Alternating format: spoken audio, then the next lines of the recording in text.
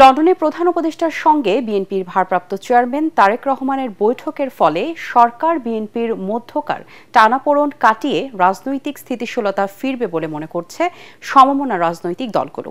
তবে জাতীয় নির্বাচনের পাশাপাশি যৌথ ঘোষণায় গণহত্যার বিচার সংস্কারের বিষয়ে সুস্পষ্ট নির্দেশনা না থাকায় হতাশ এনসিপি। এদিকে জামায়াতে ইসলাম বলছে বিদেশের মাটিতে একটি নির্দিষ্ট দলের সঙ্গে বৈঠক করে জাতীয় নির্বাচনের বিষয়ে সিদ্ধান্ত নেওয়া প্রধান উপদেষ্টার নিরপেক্ষতাকে ক্ষুণ্ণ করেছে। রিপোর্ট করছেন আদ্দিন সজীব। লন্ডনের এই বৈঠকের দিকে তাকিয়েছিল পুরো বাংলাদেশ। প্রধান উপদেষ্টা ডক্টর মোহাম্মদ ইউনূস আর বিএনপির ভারপ্রাপ্ত চেয়ারম্যান তারেক রহমানের মধ্যে বৈঠকে জাতীয় নির্বাচন নিয়ে টানাপোড়েন কেটে যাওয়ার খবর অনেকের মাঝে স্বস্তি এনে দিলেও তা নিয়ে আক্ষেপও আছে নানা মহলে। বিচার ও সংস্কারের সুস্পষ্ট দিক নির্দেশনা না দিয়ে জাতীয় নির্বাচনের বিষয়ে সমঝোতা জুলাই আকাঙ্ক্ষার বিপরীত বলছে জাতীয় নাগরিক পার্টি এনসিপি। তবে সরকার ও বিএনপির উভয় পক্ষের ছাড় দেওয়ার মানসিকতাকে ইতিবাচক বলছে নাগরিক ঐক্য। একটা ব্লকের মতো হয়ে গেছিল, ডেডলকের মতো। এটা ভাঙা দরকার ছিল এবং ভাঙার জন্য এই দুইজনেরই কথা হওয়া দরকার ছিল। বিএনপিও বলেছে হ্যাঁ আমরা ঐক্যবদ্ধ বা ঐক্যবদ্ধের ভিত্তিতেই করবো। আই এম কনফিউজ, তবে আমি চাই যে এটাও হয়ে যাক, কারণ একটা গ্রহণযোগ্য ভালো নির্বাচন ছাড়া আমাদের উত্তরণের তো অন্য কোনো পথ নাই। আমরা যে মৌলিক সংস্কারগুলো কথা বলছি এবং জুলাই ঘোষণাপত্র, এই জুলাই ঘোষণাপত্রটা কিন্তু শুধু কোনো একক রাজনৈতিক দলের না, সবার, যেগুলোতে আমরা ঐক্যমতে পৌঁছাবো সব পক্ষ, সেগুলো কোন পদ্ধতিতে বাস্তবায়ন হবে সেটার একটা সুস্পষ্ট রূপরেখা আমরা কিন্তু এই বৈঠকটা থেকে আসবে এরকম আশা করেছিলাম। কিন্তু সংস্কার এবং বিচারের শর্ত থাকলেও নির্বাচনটাই যেন একটু মুখ্য হয়ে যাচ্ছে তারিখটা। তো এটাতে কিন্তু আমরা আশঙ্কা প্রকাশ করছি যে সবকিছু যাতে নির্বাচন কেন্দ্রিক না হয়ে যায়। দেশের বাইরে একটি দলের প্রধানের সাথে বৈঠকের মধ্যে নেতিবাচক কিছু দেখছে না এবি পার্টি। তবে তারা এও মনে করে আলোচনা ফলপ্রসূ হলেও বিচার ও সংস্কার কতটা গতি পায় তা এখনো বলা যাচ্ছে না। সংস্কারের বিষয়টা কি? বিএনপি বলছে কনস্টিটিউশনাল কোয়েশ্চেনস এগুলো সংসদেই ফাইনাল হতে হবে, এখানে হবে না। তো তাদের সংসদে আগে তো হচ্ছে না এটা। এখন তারা কিভাবে মিটিগেট করবেন? নিশ্চয়ই এটার মধ্যেও একটা সিলভার লাইন পাওয়া যাবে, সেটা তারা এফিশিয়েন্টলি করতে পারবেন, এটা আশা করতে পারি আমি। বিচারের কাজটা যদি একটু কনফিডেন্সটা পাই আমরা যে না বিচারটা প্রপার জায়গায় এগোচ্ছে। সেকেন্ড ইস্যু হচ্ছে সংস্কারের ব্যাপারে তো যথেষ্ট অগ্রগতি আছে।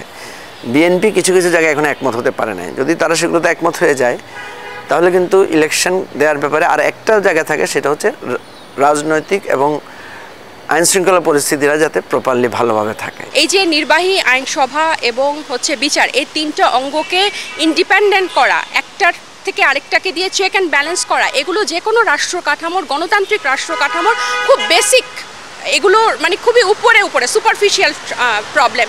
এগুলোই আমরা গত 53 বছরে ফিক্স করতে পারি নাই। সো আমার মনে হয় এসব সংস্কারে আমাদের ঐক্যমতে আসা উচিত। এটার ভিত্তিতে জুলাই সনদটা হওয়া উচিত এবং কিভাবে এই সংস্কারটা বাস্তবায়ন হবে সেটা সুস্পষ্ট একটা দিক নির্দেশনা আসা উচিত।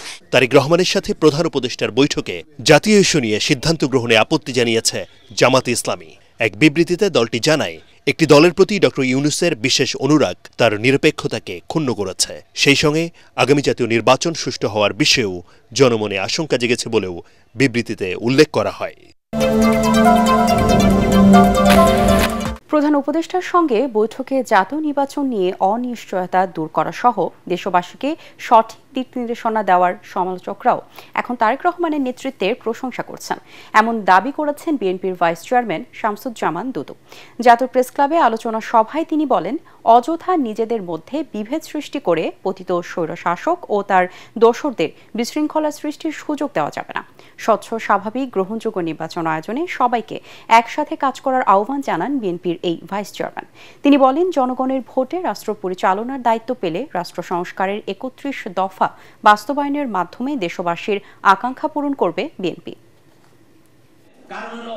গণতন্ত্রের প্রশ্নে সবাই একমত, নির্বাচনের প্রশ্নে সবাই একমত। আগামী দিন নির্বাচন হতে হবে, মানুষের ভোটাধিকার ফিরিয়ে দিতে হবে, স্বচ্ছ এবং স্বাভাবিক নির্বাচন হতে হবে, এ ব্যাপারে কিন্তু কোনো দ্বিমত নেই। সেই জন্যে আমাদের একটু সতর্ক থাকতে হবে। একটু ধৈর্য থাকতে হবে। অল্পতেই উত্তেজিত হয়ে নিজেদের ভিতর বিভাদ সৃষ্টি করে আমরা গণতন্ত্রকে বিঘ্নিত করছি কিনা সেভাবে একটু চিন্তা করতে হবে। তারেক রহমান তার প্রতি মানুষের যে আস্থা বিশ্বাস এটা অভূতপূর্ব। একসময় তাকে যারা সমালোচনা করতেন তারাও এখন তার সমর্থক। নির্বাচন যখনই হোক নিরাপত্তা নিশ্চিতে আইন শৃঙ্খলা রক্ষাকারী বাহিনীর সর্বাত্মক প্রস্তুতি আছে বলে জানিয়েছেন স্বরাষ্ট্র উপদেষ্টা জাহাঙ্গীর আলম চৌধুরী। সকালে রাজধানীর উত্তরায় র্যাব সদর দপ্তর পরিদর্শন করে তিনি বলেন, দু একটি বিচ্ছিন্ন ঘটনা ছাড়া সবখানেই নির্বাচনের জন্য লেভেল প্লেইং ফিল্ড রয়েছে। মাঠ পর্যায়ে পুলিশের কাছে রাইফেলের মতো অস্ত্র থাকলেও ভারী মারণাস্ত্র থাকবে না বলে জানান স্বরাষ্ট্র উপদেষ্টা। ইমদাদুল্লাহ বাবুর রিপোর্ট। লন্ডনে বিএনপির ভারপ্রাপ্ত চেয়ারম্যান তারেক রহমানের সঙ্গে বৈঠকে আগামী ফেব্রুয়ারিতে নির্বাচনের বিষয়ে সম্মতি দিয়েছেন প্রধান উপদেষ্টা ডক্টর মোহাম্মদ ইউনুস। তার এই ঘোষণায় রাজনৈতিক দলগুলোর মধ্যে এখন নির্বাচনমুখী প্রবণতা। বিশেষ করে এবারের ঈদে নিজ নিজ এলাকায় ঘুরে আনুষ্ঠানিক জনসংযোগ করেছেন বিভিন্ন দলের নেতাকর্মীরা। তবে ৫ আগস্ট পরবর্তী বাংলাদেশে নাজুক আইন শৃঙ্খলা পরিস্থিতি নিয়ে সংশয় রয়েছে জনগণের মধ্যে। তাই আসছে ত্রয়োদশ জাতীয় সংসদ নির্বাচনকে ঘিরে আইন শৃঙ্খলা রক্ষাকারী বাহিনীর প্রস্তুতি কেমন সেই প্রশ্নের মুখে পড়েন স্বরাষ্ট্র উপদেষ্টা। প্রধান উপদেষ্টা যে সময় উনি ডিসিশন নেবেন ইলেকশনের ডেট, আমরা সেই সময়ের জন্য সবসময় প্রস্তুত আছি। আমাদের ইলেকশন যে সময় হবে ওই সময়ের জন্য যে ধরনের প্রস্তুতি দরকার হবে আমরা ওই ধরনের প্রস্তুতি। এ সময় তিনি বলেন, বর্তমানে দেশে যে রাজনৈতিক পরিবেশ বিরাজ করছে তাতে নির্বাচনে সবার জন্য সমান সুযোগ বা ক্ষেত্র রয়েছে। এক্ষেত্রে দু একটি বিচ্ছিন্ন ঘটনা প্রভাব ফেলবে না বলে দাবি করেন উপদেষ্টা। ছোটখাটো ঘটনা সব সময় ঘটে। আপনারা যদি 53 বছরের ইতিহাস দেখে থাকেন এই ছোটখাটো ঘটনা ঘটে থাকবে এবং এই ছোটখাটো ঘটনা দুই একটা ঘটবে। এই সব ঘটনা ঘটে দেখেই তো আমাকে এই বাহিনী রয়ে গেছে। যদি কোনো কিছু না হইতো তো আমাদের বাহিনীরই দরকার হইতো না। যদি সব একেবারে লেভেল প্লেইং ফিল্ড, কোনো কিছুই দরকার নাই, তাহলে বাহিনীর কি দরকার? উত্তরায় র্যাব সদর দপ্তর পরিদর্শনের আগে এপিবিএন কার্যালয় ঘুরে দেখেন জাহাঙ্গীর আলম চৌধুরী। সেখানে তিনি বলেন, কেবলমাত্র এপিবিএন এর মতো বিশেষায়িত ইউনিটের হাতেই থাকবে ভারী অস্ত্র। মারণাস্ত্র বলতে হলে ওটা বুঝাইছি, বড় ধরনের অস্ত্র থাকবে না। তার কাছে তো রাইফেল থাকবেই। এখন তো মরণাস্ত্র বলতে দিয়ে আপনি তো ওই কি বলে একটা চাকুও তো মরণাস্ত্র, ওটা দিয়ে তো মানুষ মেরে ফেলানো যায়। এইবার আপনি দেখেন ঈদে আপনারা কোনো একটা খারাপ রিপোর্ট কিন্তু করতে পারেননি, আল্লাহ দিলে সব কিন্তু ভালোভাবে করছে। এইতে বোঝা যায় যে আইন শৃঙ্খলা অনেক উন্নতি হয়েছে। স্বরাষ্ট্র উপদেষ্টা আরও জানান, ভারতের অবৈধ পুশিন বন্ধে ঢাকায় দেশটির হাই কমিশনারের সাথে তার আলোচনা হয়েছে। 4 দিনের যুক্তরাজ্য সফর শেষে দেশে ফিরেছেন প্রধান উপদেষ্টা ডক্টর মোহাম্মদ ইউনুস। সকাল 10টার দিকে বিমান বাংলাদেশ এয়ারলাইন্সের একটি ফ্লাইটে প্রধান উপদেষ্টা ও তার সফর সঙ্গীরা হজরত শাহজালাল আন্তর্জাতিক বিমানবন্দরে অবতরণ করেন। এর আগে শুক্রবার স্থানীয় সময় সোয়া 7টার দিকে ঢাকার উদ্দেশ্যে লন্ডন ছাড়েন প্রধান উপদেষ্টা। 4 দিনের এই সফরে বাকিংহাম প্যালেসে ব্রিটিশ রাজা তৃতীয় চার্লসের সঙ্গে দেখা করেন প্রধান উপদেষ্টা। এ সময় তিনি রাজা চার্লসের হাত থেকে গ্রহণ করেন কিংস চার্লস হারমোনি অ্যাওয়ার্ড। এছাড়াও লন্ডনের প্রধান উপদেষ্টা ডক্টর মোহাম্মদ ইউনুসের সঙ্গে বৈঠক করেন বিএনপির ভারপ্রাপ্ত চেয়ারম্যান তারেক রহমান। জাতীয় নির্বাচন সংস্কার ও গণহত্যার বিচার নিয়ে তাদের মধ্যে গুরুত্বপূর্ণ আলোচনা হয়। ঈদের টানা 10 দিনের ছুটি শেষ হচ্ছে আজ। পরিবার পরিজনের সঙ্গে আনন্দঘন সময় কাটিয়ে কর্মব্যস্ত জীবনে ফিরছেন নগরবাসী।